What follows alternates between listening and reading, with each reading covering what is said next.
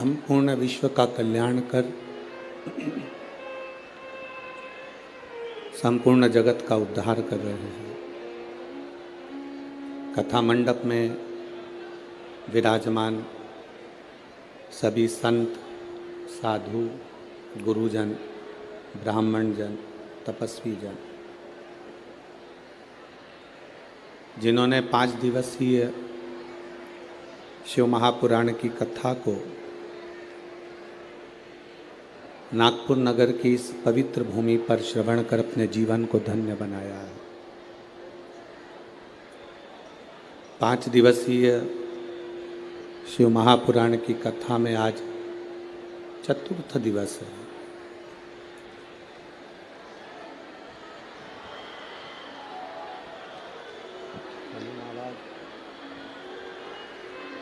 चतुर्थ दिवस की कथा आज यहाँ प्रारंभ हुई है। भक्ति और मुक्ति का साधन शिव महापुराण की कथा, जो संपूर्ण जीवन में एक आनंद की अनुभूति कराती है। पहले कथा में एक बार कहा था, आप लोगों के स्मरण में होगा कि राम कथा मनुष्य को जीना सिखाती है। हमें जिंदगी कैसे जीना है, हमें जीवन कैसा जीना है, ये राम कथा सिखाती है। भागवत कथा हमारी मृत्यु कैसे हो, हमारा अंतिम का क्षण, हमारा आखिरी का क्षण कैसा हो, ये श्रीमद् भागवत कथा सिखाती है। और शिव महापुराण की कथा हम अपने जीवन को जीते जी, हम अपने जीवन को, अपने कार्य को करते हुए, अपने कर्म को करते हुए भगवान की अविरल भक्ति को कैसे प्राप्त कर सकते हैं, ये शिव महापुराण की कथा सिखाती है।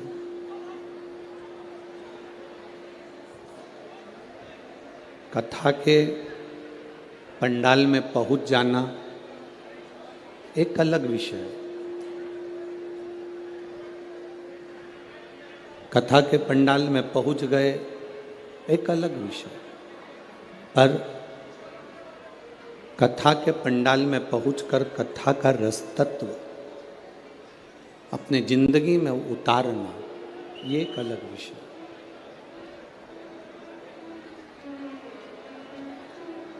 अगर आमदार श्री मोहन गोपालराव जी मते और उनकी मित्र मंडली अगर ये कथा करवा रही है, तो उस कथा में से हम अपनी जिंदगी में शंकर की भक्ति को ऐसे प्राप्त कर लें, शिव की भक्ति को अपने जीवन में ऐसे उतार लें कि ऐसा लगे कि शिव हमारा है और हम शंकर के हैं, इसके सिवाय कुछ समझ नहीं। महाराज शिव महापुराण की कथा कहती है, शिव का दर और शिव का घर जाते रहना चाहिए।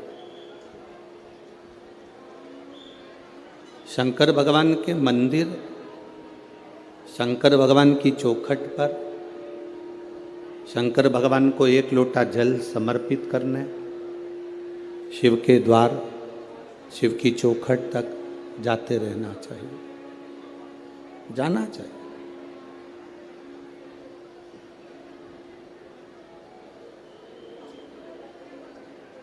सारे घर द्वार जब छूट जाते हैं अंत समय में जब हमारा घर परिवार दरवाजा द्वार सब छूट जाता, तब उस समय पर इस शरीर में से प्राण भी छूट जाते हैं, इस शरीर में से प्राण भी निकल जाते हैं। अकेला शरीर, ये बॉडी, ये शरीर पड़ा रहता है।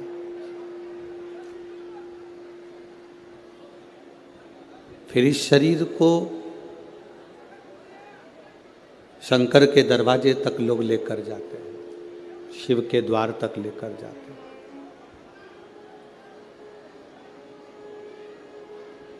सबका दरवाजा बंद हो सकता है, सबकी चौखट, सबका द्वार बंद हो सकता है, पर मेरे महादेव का दरवाजा कभी बंद नहीं होता। मेरे शिव का द्वार, मेरे शंकर की चौखट कभी बंद नहीं। जैसे मौत का कोई समय नहीं होता,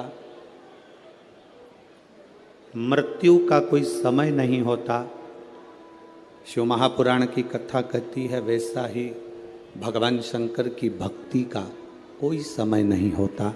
जब तुम्हारा मन करे तब शंकर की आराधना करो।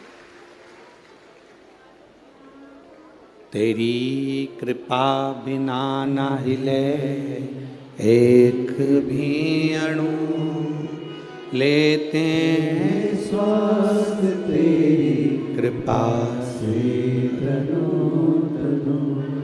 हे गंगाधार मुक्ति द्वार ओंकार तू, भोले ओंकार तू, आयो शरण तिहारी शंभु तार तार तू। बखान क्या करूं मैं राखों के ढेर का, चपटी भगोत में खजाना कुबेर का। शिव कथा कहती है, सबके दरवाजे, सबके द्वार बंद हो सकते हैं, सबकी चौखट बंद हो सकती है, सबका द्वार बंद हो सकता है, पर मेरे महादेव का दरवाजा कभी बंद नहीं होता। मेरे शंकर की चौखट कभी बंद नहीं होती, मेरे शिव का द्वार कभी बंद नहीं होता। बैकुंठ में दरवाजा है, ब्रह्मलोक में दरवाजा है, इंद्रलोक में दरवाजा है, पितृलोक में दरवाजा है। पर कभी किसी ने सुना कि कैलाश पर दरवाजा है? कैलाश पर दरवाजा है क्या? नहीं, कठिन। शंकर के दरवाजा नहीं, कैलाश पर कोई द्वार नहीं है, कैलाश पर कोई दरवाजा नहीं है। किसी ने महाकाल बाबा से पूछा, देवाधिदेव महादेव से पूछा कि बैकुंठ में दरवाजा लगा हुआ है, इंद्रलोक में दरवाजा लगा है, ब्रह्मलोक में दरवाजा लगा है, केवल एक कैलाश ऐसा है जहां पर दरवाजा नहीं लगा है। आप भी अपना दरवाजा क्यों नहीं लगवा लेते? आप भी द्वार क्यों नहीं लगवा लेते? भगवान शंकर ने कहा, माता और पिता एक ऐसे होते हैं जो कभी भी दरवाजा लगाकर नहीं सोते हैं। बुजुर्ग माता पिता अपना दरवाजा खोल कर सोते हैं कि कौन से बेटे को, कौन सी बहू को, कौन से पोते को, कौन सी बेटी को, किसको हमारी कब जरूरत पड़ जाए तो हमारा दरवाजा खुला के खुला रहे। ये द्वार बंद ना किया जाए। माता पिता का जैसे कमरा, माता पिता का घर माता पिता का द्वार बंद नहीं होता। बेटा कैसा भी है, पिता उसको गले से लगाता ही, वो पिता है। एक पिता के दो पुत्र हैं। एक पुत्र ने कहा कि पिताजी मुझे तुम्हारे साथ में नहीं रहना है, मुझे मेरी जायदाद का हिस्सा दे दो। मैं आपके साथ रहना नहीं चाहता, मेरी जायदाद का, मेरी प्रॉपर्टी का हिस्सा दो, मुझे यहां से जाना। पिताजी ने बेटे को समझाया कि जायदाद का हिस्सा लेकर करेगा क्या, बर्बाद हो जाएगा, मत ले हिस्सा।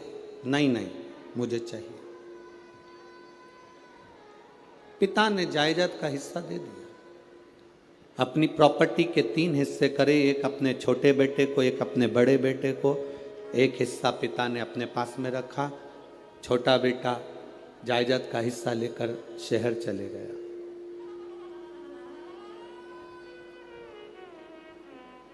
शहर में गया तो उसके बहुत सारे मित्र बन गए, बहुत मित्र। धीरे धीरे उस मित्र ने, उन मित्रों ने मित्र का सारा धन हड़प कर उसको कंगाल कर दिया। आखिरी में वो रोने लगा कि मैं जाऊं तो जाऊं कहां, कहां जाऊं मैं। उसने सोचा कि अब तो पिताजी से मैं अपनी प्रॉपर्टी का हिस्सा भी ले आया, पिताजी से मेरी जायदाद का हिस्सा ले आया, अब मैं कहां जाऊंगा। पर उसने सोचा एक बार पिताजी के पास चलते हैं। 8 साल के बाद बेटे को बाप की याद आई, पिता की याद आई। 8 साल के बाद और बेटे को याद आई, पिता के पास में गया। पिताजी खेत में काम कर रहे थे, फसल लगा रहे थे। बेटे ने देखा पिताजी फसल लगा रहे हैं, पिता की दृष्टि बेटे पर पड़ गई। पिता दोनों हाथ फैला लिया, बेटा आकर अपने पिता के गले से लग गया। बेटे ने कहा पिताजी मेरी पूरी प्रॉपर्टी सब समाप्त हो गई, मेरा धन पूरा चले गया, आप मुझे चिल्लाएंगे नहीं। पिता कहते हैं धन चले गया कोई बात नहीं, प्रॉपर्टी चली गई कोई बात नहीं, पर मेरा बेटा मेरे पास आ गया, इससे बढ़कर कोई धन नहीं, इससे बड़ा कोई सुकून नहीं जिंदगी का। मेरे भगवान देवाधिदेव महादेव का जो दरवाजा है एक पिता का दरवाजा है, मेरे शंकर का द्वार एक पिता का द्वार है।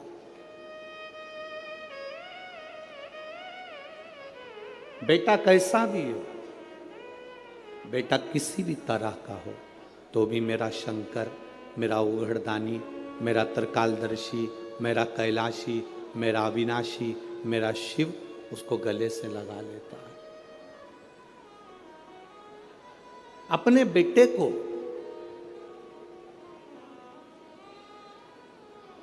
वो अपने गले से लगाता है। सारे दरवाजे बंद हो सकते हैं, सारे दरवाजे। जब विपदा की घड़ी आती है, दुख का समय आता है, कष्ट की घड़ी आती है, सब साथ छोड़ देते हैं। कौन किसके साथ गया? आपके मोहल्ले में अगर कोई मरा तो उसके साथ कोई दूसरा मरा, अरे बोलो तो जम के, नहीं हो सके नागपुर में फैशन हो, कोई मरा उसके साथ कोई दूसरा मरा, नहीं मरा। कोई जला तो उसके साथ दूसरा जला नहीं।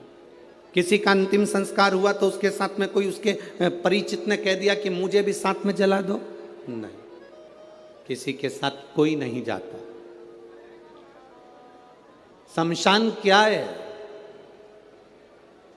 दक्ष प्रजापति ने भगवान शंकर को श्राप दिया था कि मैं तुझे श्राप देता हूं कि तू शमशान में निवास करेगा। शमशान मेरे शंकर का घर है, वहां व्यक्ति देवाधिदेव महादेव के पास में जाता है।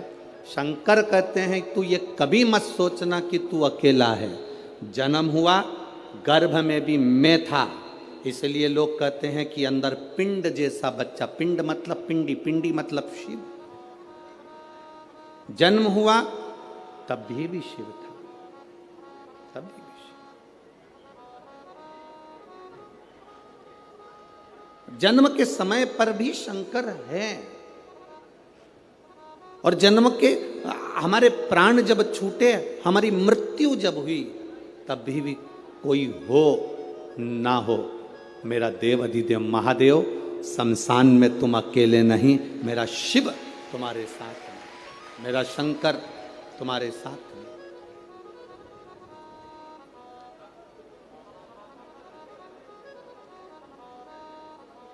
संसार में दो चीजें दो लोगों से नहीं पूछी जाती है। पूरे संसार में दो चीजें दो लोगों से नहीं पूछी जाती है। एक स्त्री से उसकी आयु नहीं पूछी जाती है। बोलो सही है कि गलत है? संसार में दो चीजें दो लोगों से नहीं पूछी जाती है। एक स्त्री से उसकी आयु नहीं पूछी जाती है, और दूसरा पुरुष से उसकी आय नहीं पूछी जाती है। स्त्री से आयु नहीं पूछी, पुरुष से आय नहीं पूछी। क्यों नहीं पूछना चाहिए? क्योंकि स्त्री से आयु इसलिए नहीं पूछते क्योंकि स्त्री अपने लिए कभी नहीं जीती, स्त्री हमेशा दूसरों के लिए जीती है। और पुरुष से उसकी आय नहीं पूछते। क्यों नहीं पूछते? क्योंकि पुरुष अपने लिए नहीं कमाता, हमेशा दूसरों के लिए कमाता है, इसलिए इन दोनों से नहीं पूछा जाता। स्त्री से उसकी आयु नहीं पूछी जाती और पुरुष से उसकी आय नहीं पूछी जाती। आदमी किसके लिए कमा रहा है? सवेरे 8 बजे से दुकान पर बैठता है, रात को 10-10 बजे तक दुकान पर बैठता है, दिन भर मेहनत करता है। आप में से कितने लोग हैं जो दिन भर मेहनत करते हैं तो सोने की रोटी खाते होंगे, चांदी का कटोरा पूरा की पूरा खा जाते होंगे? अगर करोड़पति भी करोड़ों का धन कमा रहा है, गरीबड़ा भी अगर धन कमा रहा है, तो वो 2 रोटी ही खा रहा है। एक भिखारी हमारे दरवाजे पर जब भीख मांगने के लिए आता है, वो भीख मांगने नहीं आता, हमको ज्ञान देने आता है। भिखारी भीख मांगने दरवाजे पर आता है तो हमको ज्ञान देने के लिए आता है। भिखारी ये कहने के लिए आता है, भैया मुझे रोटी दे दो, भैया 2 रुपया दे दो। वो रुपया लेकर, रोटी लेकर तुम्हारे दरवाजे के बाहर एकांत में बैठकर रोटी को खाता है। बोलो खाता है कि नहीं खाता? भिखारी जब दरवाजे पर आता है तो ज्ञान देने के लिए आता है, रोटी मांगता है, दरवाजे पर खाता है। दुकानदार के सामने भिखारी जब मांगने के लिए आता है तो वो ज्ञान देने के लिए आता है, दुकानदार से कहने के लिए आता है कि देख मैं भीख मांग कर खाता हूं तो भी समय पर रोटी खाता हूं, और तू दिन भर कमाता है तो भी रोटी तेरे नसीब में नहीं आ पाती। दिन भर कमाता है तो भी रोटी तेरे नसीब में नहीं आ पाती। 10 बजे का टिफिन तैयार है, पत्नी फोन लगा रही है, सुनो भोजन का टाइम हो गया, 11 बज रही है, 11:30 बज रही है, 12 बज रही है, स्वामी भोजन कर लो, स्वामी आओ भोजन कर लो। पत्नी पति को बुला रही, बच्चे बाप को बुला रहे, पापा समय हो गया अभी तक नहीं आए, भोजन करना है, पापा आओ। भाई भाई को कह रहा है, देख फैक्ट्री बाद में चले जाना, दुकान बाद में चले जाना, चल रोटी खा पहले। पत्नी रोटी के लिए बुला रही, बच्चे रोटी के लिए बुला रहे, पर अभी बस 2 ग्राहक और कर लूं इसके बाद आता हूं, 2 फाइल और निपटा लूं इसके बाद आता हूं, 2 काम और कर लूं इसके बाद आता हूं। और हम जिस रोटी के लिए कमा रहे हैं, जिस रोटी के लिए मेहनत कर रहे हैं, जिस रोटी के लिए हम 24 घंटे लगे हैं, मालूम पड़ा वो रोटी धीरे धीरे छूटती चली गई। 10 बजे रोटी खाने वाला 12 बजे खा रहा है, 12 बजे वाला 1:30 बजे खा रहा है। फिर बीमारी हो गई शुगर की, बीमारी हो गई बीपी की। कभी डॉक्टर तुम्हारा परिचित हो तो उससे पूछना कि बीपी और शुगर कैसे होते हैं। समय पर जो भोजन नहीं करता उसको बीपी और शुगर की बीमारी होती चली जाती है। समय पर जो अपनी जिंदगी को नहीं जीता उसको बीमारियां बढ़ती चली जाती है। पूछो कभी। एक भिखारी भी हमको ज्ञान देता है कि अपनी जिंदगी में जो हमने कमाया है उस कमाई का थोड़ा सा अंश हम अपने ऊपर खर्च करें। हम कमाई का अंश, इस व्यासपीठ से कभी नहीं कहा आपसे कि आप अपने धन को किसी को दे दो, आप अपने धन को किसी को दान कर दो। हम कभी नहीं कहते इस व्यासपीठ से कि तुम तुम्हारी संपदा उठाकर किसी को दिया ना या किसी को दान करिया ना। हम इतना जरूर कहते हैं कि तुमने जो कमाया है, तुम जो कमा रहे हो, उसको अपने ऊपर खर्च जरूर करना, जिससे लगे कि तुमने मेहनत कर कर कमाया तो अपने ऊपर खर्च किया। खर्च किया तुमने। स्त्री से कभी आयु नहीं पूछी जाती, पुरुष से कभी आय नहीं पूछी जाती, क्योंकि स्त्री कभी अपने लिए जिंदगी नहीं जीती। जीती है तो पहले माँ बाप के लिए, माता पिता ब्याह कर कर भेज देते हैं तो पति के लिए, पति के बाद में जब बच्चे आ जाते हैं तो बच्चों के लिए, फिर जीती है तो अपना पोता पोती नाती पंती के लिए। पूरी जिंदगी स्त्री अपने शरीर को अगर संभाल कर रखती है तो दूसरों के लिए रखती है कि मेरे बच्चे सुखी रह लें, मेरा परिवार सुखी रह ले, मेरा परिवार सुखी रहे, मेरे बच्चे सुखी रहें, मेरा कुटुंब सुखी रहे, मेरे रिश्ते सुखी रहें। स्त्री से आयु नहीं पूछी जाती, पुरुष से आयु नहीं पूछी जाती।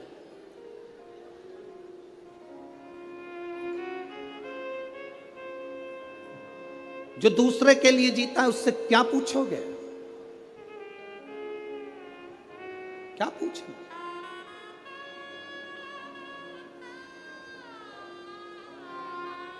शिव कथा कहती है, मेरा भोला बाबा, मेरा शंभू, मेरा त्रिकालदर्शी, कैलाशी, अविनाशी शंकर अमृत नहीं पिए, विष पिया।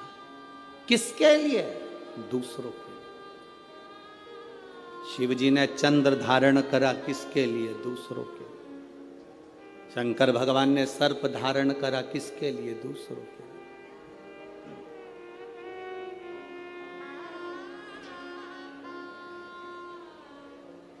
सर्वे भवन्तु सुखी। अपने लिए क्या रखा, क्या रखा? पार्वती जी ने पूछ लिया था भोलेनाथ जी से, बाबा आप सारी दुनिया को देते हो, अपने पास कुछ नहीं रखते हो, क्यों नहीं रखते?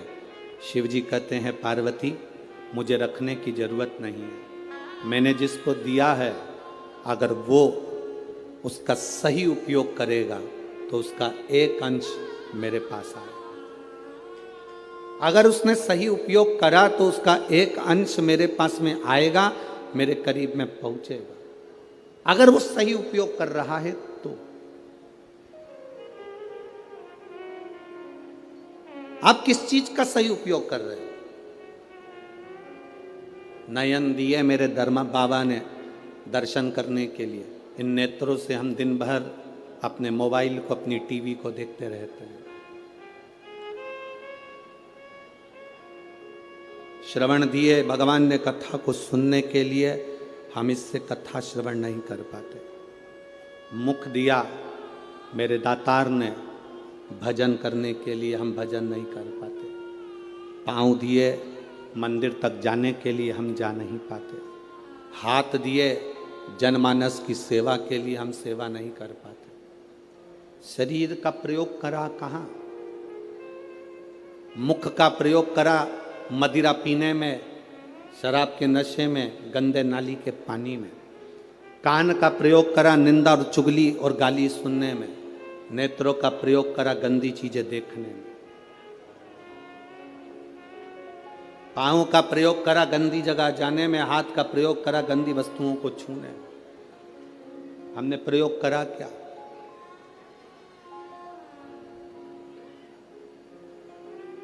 हम ले क्या पाए भगवान शिव से?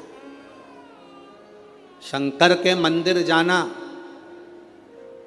जल का पात्र लेकर जाना, वहां से खाली पात्र लेकर मत आना।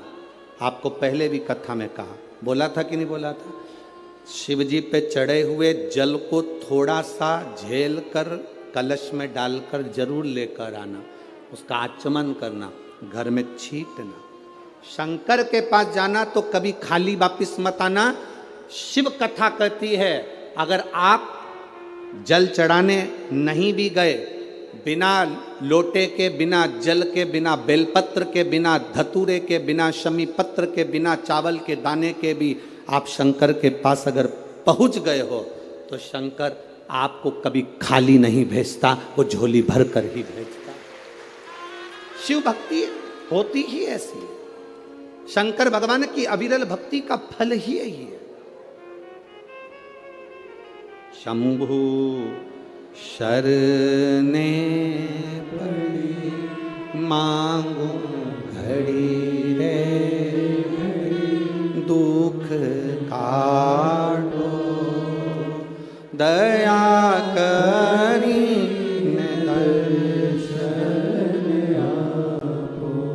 शिव कथा कहती है भगवान की शरणागति के करीब में जब हम जाएं तो हम भगवान से कुछ मांगे चाहे ना मांगे, वो दिल से देता जरूर है, दिल से देता।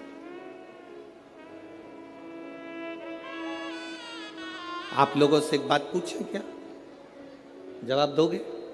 अरे बोलो तेरे नागपुर वालों, पक्का? ठीक है।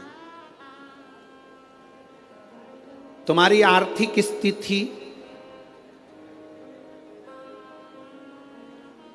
ठीक है, तुम्हारी आर्थिक स्थिति ठीक हो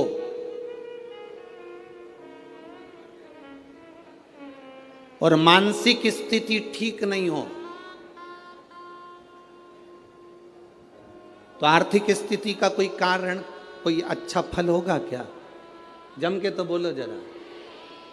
और अगर तुम्हारी आर्थिक स्थिति ठीक नहीं हो, तुम्हारे पास में धन नहीं हो, ज्यादा गाड़ी बंगला नहीं हो, और तुम्हारी मानसिक स्थिति ठीक हो, तो उसका फल होगा कि नहीं होगा?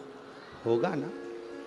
उसका फल, यही नागपुर की कथा, आज चतुर्थ दिवस की कथा प्रत्येक मानव के जीवन में जानना चाहिए।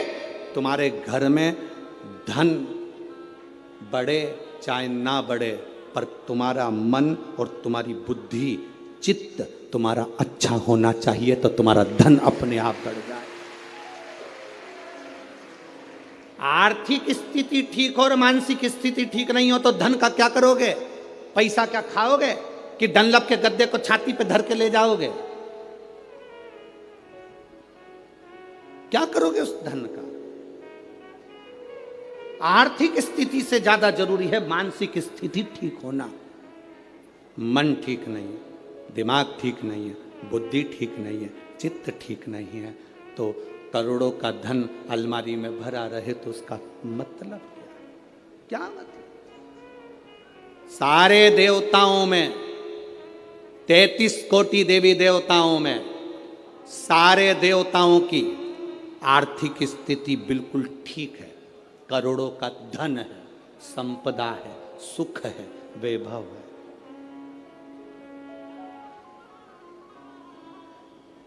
सबके पास में वैभव है, सबके पास में धन है, पर मेरे बाबा के पास में आर्थिक स्थिति भी ठीक है और मानसिक स्थिति भी ठीक है। वो दुनिया के मन को अपने कंट्रोल में रखते हैं।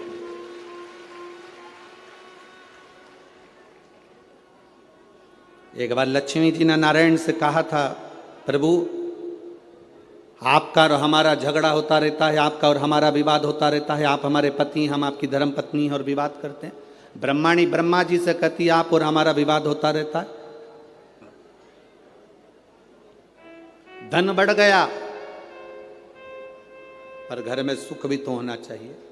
शिव भगवान नारायण ने कहा, लक्ष्मी घर की मानसिक स्थिति ठीक करने का सबसे सुंदर तरीका है, सबसे सुंदर तरीका, लक्ष्मी शिव की आराधना करो। लक्ष्मी जी ने कहा, मैं शंकर की आराधना?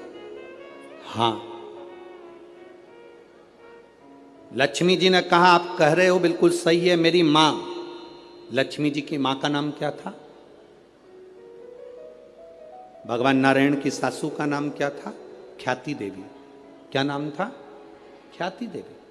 लक्ष्मी जी की मां, भगवान विष्णु जी की सासू ख्याति देवी। लक्ष्मी जी कहती हैं, मेरी मां ने भी मुझे कहा था कि जब मन श्रेष्ठता में ना जाए, मन विचलित हो, मन में चिंता रखी हो, मन विचलितता में हो, तब शंकर भगवान के पार्थिव शिवलिंग का निर्माण कर कर उसकी आराधना करना। आप रोज प्रतिदिन यहाँ जितने लोग भी कथा सुन रहे हैं और जितने लोग आस्था चैनल पर, फेसबुक, यूट्यूब पर कथा सुन रहे हैं, बहुत कम लोग होंगे जो रोज शंकर भगवान का पार्थिव शिवलिंग बनाते होंगे और उसकी पूजन करते होंगे। बहुत कम लोग होंगे जो पार्थिव शिवलिंग का निर्माण कर कर उसका पूजन करते होंगे, बहुत कम लोग। अगर हम रोज पार्थिव शिवलिंग का निर्माण नहीं कर सकते, हम रोज भगवान शंकर के शिवलिंग का निर्माण कर कर पूजन नहीं कर सकते, तो कम से कम एक काम हम रोज कर सकते हैं, अपने घर से जल ले जाकर शंकर जी को समर्पित कर सकते हैं, जिससे बाबा हमारे हृदय की दशा को जाने।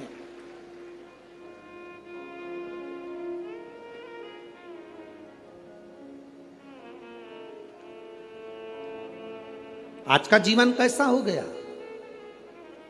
आज का जीवन है कैसा? जैसे सरकारी स्कूल का टीचर, सरकारी स्कूल में नौकरी करने वाला, सरकारी स्कूल में पढ़ाने वाला टीचर अपने बच्चे को पढ़ाता है प्राइवेट स्कूल में और कामना करता है भोलेनाथ जी से कि मेरे बेटे की नौकरी सरकारी स्कूल में लग जाए। जरा विचार करना, सरकारी स्कूल का टीचर अपने बच्चे को पढ़ाता है प्राइवेट स्कूल में और नौकरी लगवाना चाहता है, बोलो जम के बोलो जरा, सरकारी स्कूल में। हमारी बात दुनिया के लोगों को बहुत बुरी लगती है महाराज, बाद में कहते हैं सीवर वाले महाराज को बोलने का तरीका नहीं है।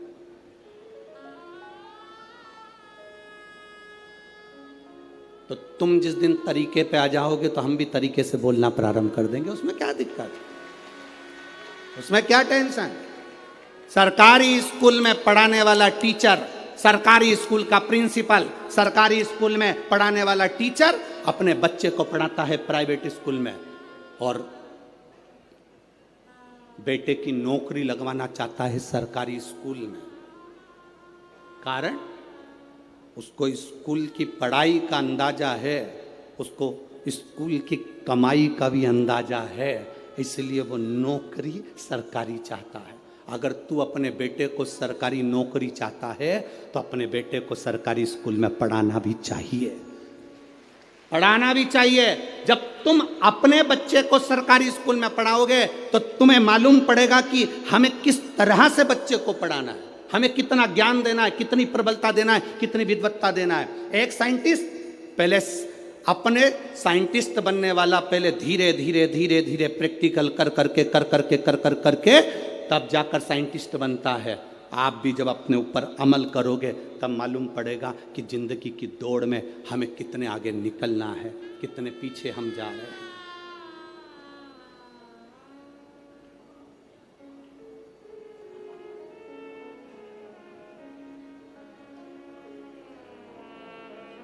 कितने पीछे जा रहे हैं।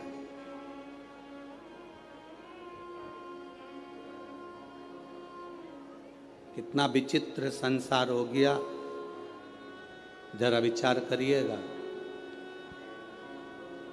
वो तो अब शिव महापुराण की कथा होती है तो ये लाखों की भीड़ अब जुटने लगी है, अब आने लगी है।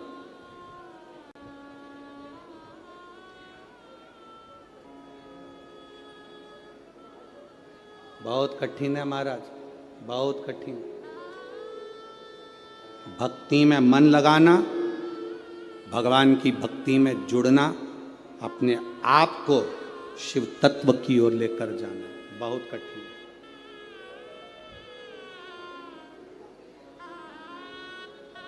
अपने भीतर से शंकर की ओर जाना। आप में से कई माताएं बैठी हैं जो बात बात में कह देती घुटने काम नहीं कर रहे। अरे बोलो तो नहीं, सही है कि गलत है जीजियों? ए नागपुर की जीजियों, सही है? माता कहती है घुटने काम नहीं कर रहा है, कोई के मेरा हाथ काम नहीं कर रहा, कोई के मेरा कमर काम नहीं कर रही। आज तक एक भी ऐसी नहीं मिली जो कह दे मेरा दिल काम नहीं कर रहा। मेरा मन काम नहीं कर रहा, दिल काम कर रहा है तभी तो लगी रहती है।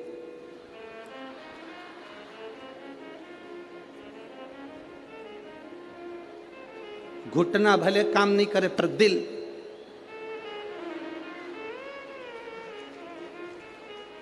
दिल काम कर रहा। आज तक नहीं मिली एक, जितने मिले सब ऐसे ही मिले। घुटना काम नहीं कर रहा, हाथ काम नहीं कर रहा, सिर काम नहीं कर रहा, पीठ काम नहीं कर रही। आज तक नहीं बोला कि मेरा दिल काम नहीं कर रहा। जब तक मैं कथा नहीं सुनती मेरा दिल नहीं लगता, ये मन नहीं लगता, ये चित्त नहीं लगता, ये काम ही नहीं करता।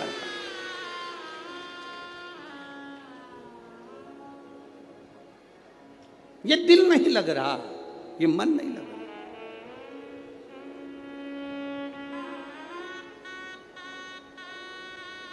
कैसे